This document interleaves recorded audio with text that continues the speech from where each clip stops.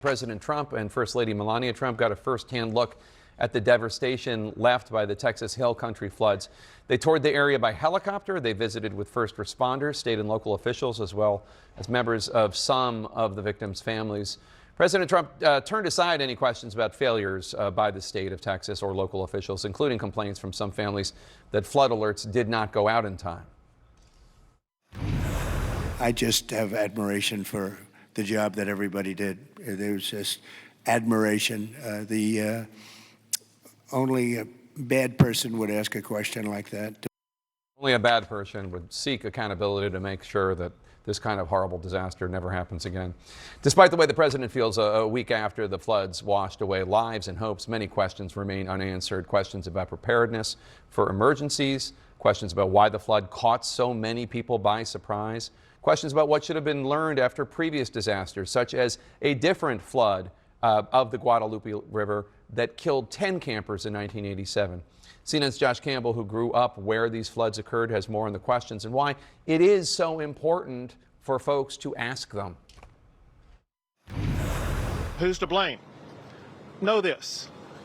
That's the word choice of losers. Officials in Texas are growing increasingly testy, facing mounting questions about accountability. All those questions will be answered, but the priority right now is bringing people home. It's been 1 week since the usual serene waters of the Guadalupe River in Kerr County, Texas, transformed into a torrent of devastation, killing more than 120 people, with at least 160 still missing.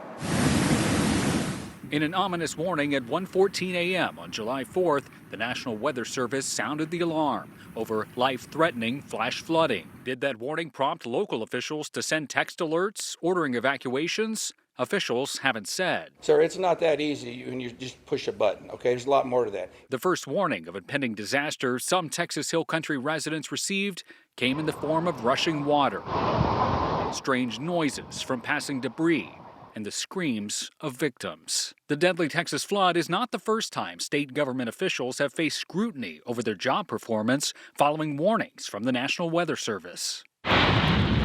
Before the deadly Los Angeles fires this year, the National Weather Service issued a dire windstorm warning. But local officials were faulted by some for not pre-positioning firefighting resources or ordering evacuations. We felt heat and fire, and that trumped any alert. So a lot of us gave up on the alert system at that point. After the recent devastating fires on Maui in 2023, investigators concluded officials didn't do enough to prepare after the National Weather Service warned of extreme winds. As fire chewed through the island, all 80 emergency sirens in Maui County remained silent.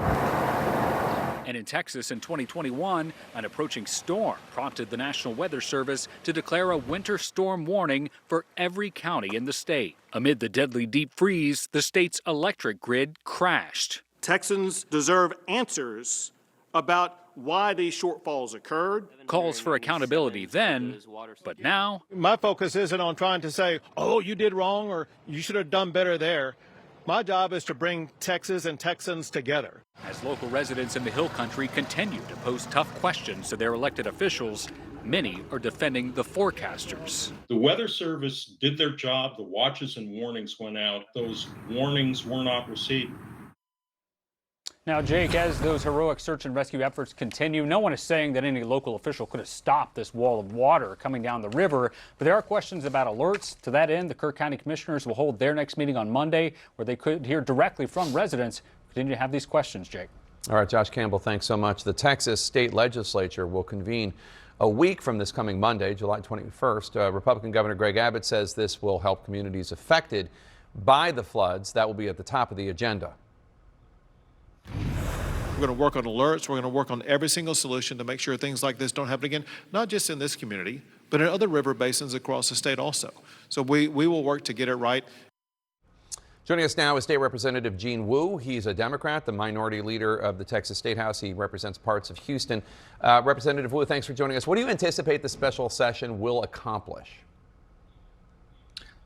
Look, Jake, my heart just breaks for all the families that are out there. This is my personal worst nightmare because I have two boys who are in Scouts, and just watching this disaster unfold has been just really difficult. And You know, we hope that this special session is focused on doing all the things that are necessary, all the things that people left behind and didn't do during the regular session on dealing with flooding, dealing with disasters.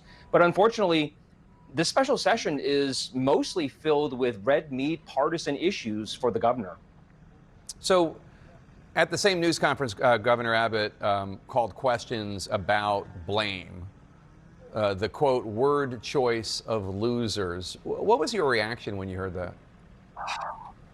Well, I mean, this is, even as a parent just watching this from the outside, like it's painful to watch this. And I can not even imagine what it's like for those families who are going through this. And I know it's early. I know it's still time to grieve. It's time to bury our loved ones. But to tell parents who are asking tough questions, why did this happen? This was known as Flash Flood Alley. There's been numerous flash floods here. Other campers have died before. They knew that this was a problem. This local area had asked for warning systems for 8 years from the state. Yeah. I know there is a future time to have questions answered, but to call parents who are asking these tough questions losers, it just compounds the pain that the governor is causing. So the New York Times reported that this year the Texas legislature funded only a very small portion of this backlog of flood management projects totaling some $54 billion. $54 billion, because as you note, these floods are not new, the worst of them, but the idea of flooding in this area and other parts of Texas is a constant threat to lives. So this $54 billion went largely unfunded, but the legislature did pass $51 billion of property tax cuts. What was your take on that? So this was one of the things that we've been railing against. Democrats in this House, whether this session or previous session, continuously offer bills to help prepare for disasters. Rep. Martinez had a bill this time that would help us locate victims faster. Rep. Anchia had a bill to say, let's have preparedness studies for these extreme storms. Rep. Reynolds had a bill to say, let's push money into damaged communities faster.